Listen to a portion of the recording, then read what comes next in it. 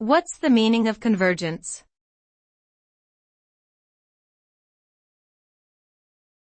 Convergence.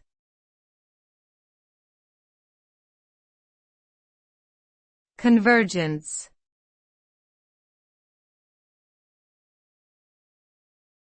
Convergence.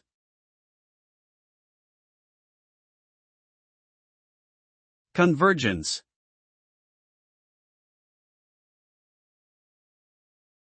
Convergence is a term used in mathematics and computer science, which refers to the process of a sequence or function approaching a particular point or value.